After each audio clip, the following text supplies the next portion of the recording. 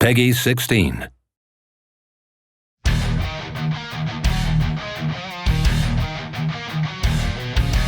Hi, I'm Steve Shipkowski. I'm the Senior Audio Director on Marvel's Guardians of the Galaxy.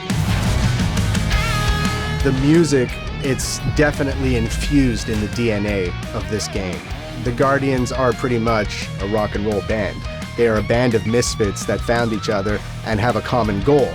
With Guardians, the music goes beyond what a normal score and soundtrack would do. It's like rock and roll, man. It's the sights, it's the sounds, it's the smells. The ones who get it, they get it here. Our composer, Richard Jakes, is an amazing, amazing talent. When I heard Richard's theme for the Guardians, which at the time he had just called Hero Theme, that was it. I was done. I wanted this game to feel like a 22-hour film. I wanted to feel big. You could sit down and watch somebody play and enjoy it as if you were almost watching a movie. Richard's music brings an epicness to this game. When you get into those big battles and you hear the score start mounting up, you almost weep when you hear it because it's just so heartfelt, and it's the right notes in the right order playing at the right time, and it delivers magic. When we started looking at the licensed tracks, there's so much music to choose from. Fun was the main factor. It has to bring a smile to your face when you hear it. I think we should hear our group for once.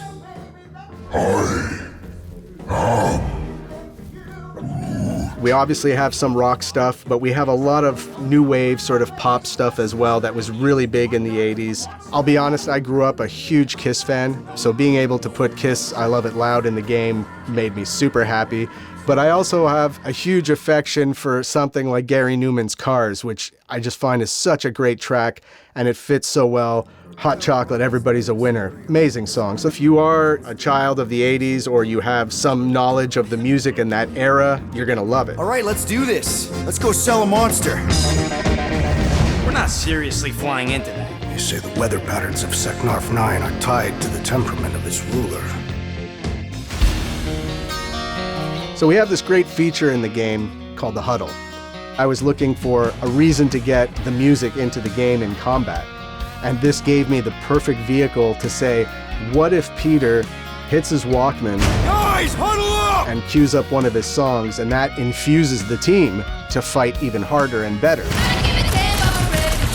Already missing the jiggle jellies! Once you actually saw the Guardians fighting to something like Culture Club or something else where it's like, it's not what you would think as a music that fits with it, it worked so well and people were smiling. The songs definitely had to work in the huddle before anything else. Star-Lord, right? It's Star-Lord. The Star-Lord band was a very interesting thing. So my creative director, he approached me and he was like, Peter Quill took the name Star-Lord because in our universe, he loved this band growing up called Star-Lord. So he goes, what about you spend part of your day writing this rock album? Really? How much farther can I go? I wrote some lyrics. We tried writing the first song, which was Space Riders with no names. And I always assumed that I was going to find another singer to do the vocals. But when he heard it, he was like, who's singing? And I said, well, it's me. And he just looked at me and he was shocked. And he's like, that's you. And I'm like, yeah. And he's like, okay, we're not changing it. So inside, I was like, a little 5-year-old kid jumping, going, yes, I'm going to get to sing on this.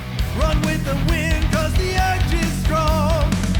Lose a win. We wanted to celebrate the Guardians and the whole rock and roll, their dysfunctional family and everything that's around all that.